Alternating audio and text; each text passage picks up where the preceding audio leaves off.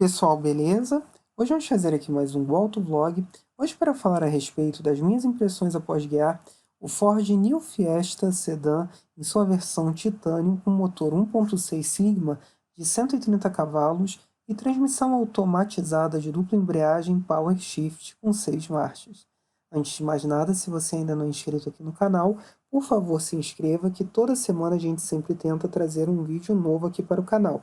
Se você já é inscrito aqui no canal, por favor, participe daquela área comunidade. Lá nós sempre falamos a respeito dos carros que a gente vai testar, dos carros que a gente já testou e de curiosidades automotivas em geral. Se você procura o teste, aliás, o uso de algum carro específico ou por um tempo maior, um conteúdo mais direto, pesquise a área playlists aqui do canal, que lá eu falo a respeito do meu cotidiano com diversos carros que eu tive ou que eu ainda tenho. Bom, quem me conhece há bastante tempo aqui no canal sabe que eu tive um Ford Fiesta SE com transmissão Power Shift no meu trabalho, onde eu rodei com esse carro cerca de 140 mil quilômetros em 3 anos. Foi um carro que eu usei muito, um carro que eu gostava demais. Ele tinha seus vícios, tinha seus problemas, né? Principalmente de acabamento e montagem, visto que era um Fiesta nacional, né? E os Ford nacionais estavam com uma montagem muito ruim naquela época, mas ainda assim foi um carro muito bom, muito gostoso de se conduzir em todos os momentos e bem econômico para o desempenho que ele oferecia. Bom, o Ford New Fiesta Sedan, ele chegou aqui no Brasil em 2010, né, vindo do México. Foi muito bem aceito, né, um desenho bem conceitual na época. Ele foi reestilizado em 2013, quando eu acho que ele ficou muito mais bonito do que ele já era, e teve suas versões SE, como a versão básica, Titanium, como essa que eu testei, e a Titanium Plus, que adicionava uma central multimídia mais completa, que trazia uma tela colorida, inclusive mudanças de cor no interior, né, das luzes, luzes internas, né, do carro, e teto solar, que era exclusivo dessa versão Titanium Plus. O carro em si é muito bom em termos de dinâmica, ele é muito suave de maciez de suspensões e o motor é muito bom. Eu gosto muito do Fiesta e isso é um fato muito interessante, né? Em termos de motor, nós temos um 1.6 Sigma com o duplo comando de válvulas variável, né, o TIVCT, que gera 130 cavalos. Esse motor, eu acredito ele ser melhor até do que o atual, que é utilizado, 1.5 da Ford. Apesar dele ter 137 cavalos hoje, mas a suavidade do Sigma é muito maior do que o modelo atual, o que eu acho que é algo muito relevante de ser considerado. Falando um pouquinho do câmbio automatizado de dupla embreagem, ele é muito mais rápido do que o atual. Eu sei que muita gente vai falar que foi muito mais problemático do que o modelo atual. Sim e não ao mesmo tempo. Deixa eu explicar. O que eu tive, eu rodei 140 mil quilômetros com ele e ele só foi dar pau lá perto dos 140 mil. Então rodou muito, né? Só que o que acontecia com esse câmbio? A maior parte dos problemas não ocorreram no Fiesta, ocorreram no Focus. Vou explicar aqui o porquê. Principalmente no Focus Duratec, né?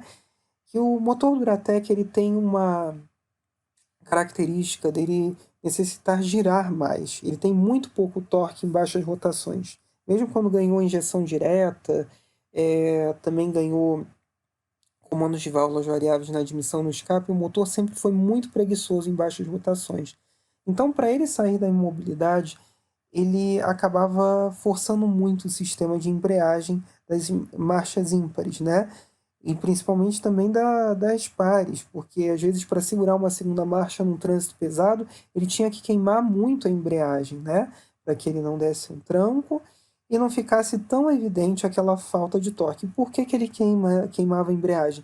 Para fazer a simulação de um conversor de torque, né? No caso do Fiesta, isso não ocorria, porque o motor Sigma ele é muito torcudinho de baixo e o carro ele é leve. Por que ele é muito torcudo? Por conta dos comandos de válvulas variáveis na admissão, né, principalmente. Então ele tinha muito torque em baixa, então ele saía com bastante tranquilidade. Claro que tem muitas questões relativas ao mau uso, como ficar segurando o carro em acelerador em subidas, né? ou ficar moendo muito, né? Sair cantando o pneu o tempo inteiro, porque ele tinha essa possibilidade, por ter bastante torque em baixa no caso do Fiesta. Então, foi um câmbio que sofreu muito também com essas questões, e também porque a Ford, ela no início ela teve falhas com o software e o gerenciamento dele, né? Isso é muito válido da gente citar também aqui. Agora, o câmbio eu acredito que ele seja muito bom, pelo menos para mim, foi muito bom. E no caso desse carro, continua sendo, dessa unidade que eu testei vindo do México. Trocas rápidas, precisas, um câmbio bastante inteligente. Por exemplo, por que que ele é bastante inteligente? Quando você está em velocidade normal, usando o carro normal, ele sempre troca em baixas rotações, ele aproveita muito o torque do motor. Agora, quando você acelera mais forte, ele começa a esticar as marchas. Só que também tem um segredo. Se você, por exemplo, estiver numa velocidade maior na estrada e você der uma freada um pouco mais forte, como se fosse numa entrada de curva, ele reduz a marcha para fazer freio motor e te trazer uma aderência maior. Isso eu acho muito válido e muito inteligente. No caso dessa unidade avariada, Titanium, ele tinha o piloto automático, que o meu carro não tinha, então é uma coisa que eu sentia muito falta. E ele é inteligente, realmente, ele aproveita bastante o torque do motor do carro. E em descidas prolongadas, ele segura o giro do carro para que você economize fazendo cut-off e também faz o freio motor, forçando menos o freio do carro. Então é muito bom, muito bem equalizada essa parte. Em termos de acabamento, o Fiesta Sedan mexicano é infinitamente melhor do que o modelo nacional, a começar pelo painel, porque ele é todo revestido de plástico macio ao toque, né? Isso daí é um fato extremamente relevante que todo mundo falava muito na época, né? O acabamento do Fiesta Nacional era muito pior. A qualidade de montagem dos painéis de porta, da tampa da mala, do capô do carro, tudo muito bem alinhado. Coisa rara até mesmo, por exemplo, para o Fusion, que tinha desalinhamentos assim meio que absurdos. O Fiesta Sedan não, ele era muito bem alinhado, muito bem montado. O porta-malas é talvez a maior das suas vedetes, né? Porque é muito grande e muito prático de você utilizar, que ele tem uma boca bastante grande.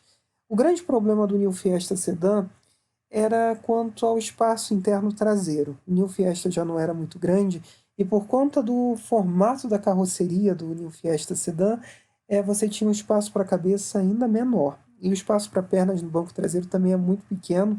E quando você pensa que ele é um carro que tem quase 4,5 metros, é uma coisa meio que ilógica, né? Mas principalmente por um dos seus detalhes mais interessantes, que é a posição de dirigir bastante boa, né? Muito gostoso de você conduzir. Você pode dirigir muito baixo ou muito elevado. Você tem ajustes de profundidade muito grandes no volante, né? De profundidade e de altura. O espaço no banco traseiro era muito pequeno, né? Quando você puxava o banco pelo completo. Então, isso é um problema quando você pensa num sedã compacto que vai ter uma tendência familiar mais intensa. Os outros fatores interessantes, ele é bastante seguro, controle de tração e estabilidade vinham em todas as versões que vinham do México. Só que na versão Titânio você tinha ainda a adição dos 7 airbags, que é excelente, né? Você tem segurança de todas as formas possíveis. Um detalhe que muita gente falava mal na época era a respeito do SYNC, que é a centralzinha multimídia. Na realidade não é central multimídia, era o rádio do carro. Para mim, uma central multimídia ela só tem utilidade quando você tem um GPS nativo nela, que muitas das atuais não tem. Você tem que conectar no celular para você ter um Waze da vida ou um Google Maps. Então ela acaba perdendo a função, você só tem uma telinha colorida para índio ver ali.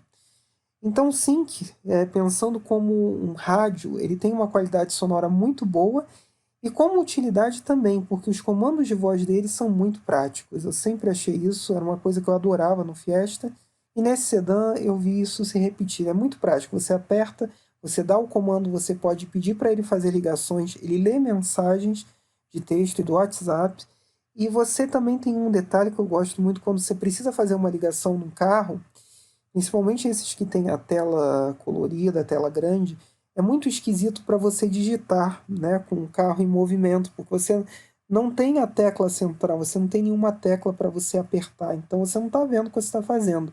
No caso do Sync, você ainda tem os números, então é muito prático de você digitar ali sem que você precise tirar a atenção do volante e da condução do carro. Então eu gosto muito do Sync até hoje. apesar de hoje ele ser extremamente desatualizado para a moda atual. Apesar dele usar rodas de aro 16 e pneus perfil fita isolante, ele é muito macio, ele transpassa muito bem as irregularidades, mas ainda assim, um carro de uma dinâmica exemplar, muito bom, muito assentado ao chão, e bastante neutro. Muito econômico, inclusive eu acredito ser mais econômico do que a versão hatchback que eu usava no trabalho, por conta de uma aerodinâmica melhor, principalmente pelo corte da traseira.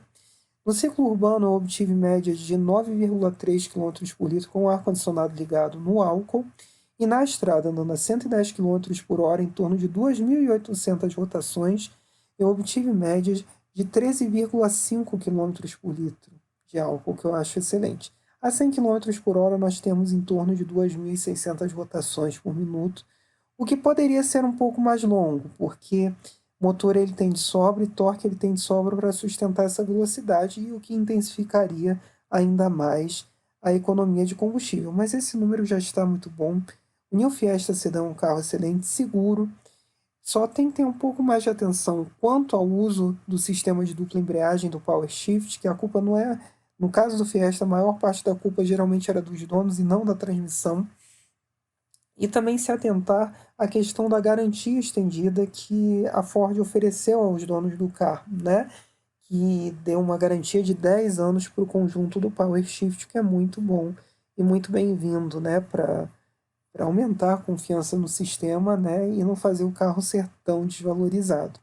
Mais um excelente carro de bom desempenho, de segurança, um carro que definitivamente eu teria porque eu gosto demais e já tive um que usei por tantos e tantos milhares de quilômetros. Tá bom, pessoal? Espero que vocês tenham gostado de mais esse vídeo. Curtam, compartilhem, se inscrevam no canal. Se vocês têm alguma dúvida, postem aí embaixo com o tempo eu respondendo. Se vocês querem que eu teste algum carro específico, informem aí embaixo que eu tento arranjar e falo a respeito das minhas impressões após guiar para vocês. É isso então, pessoal. Valeu!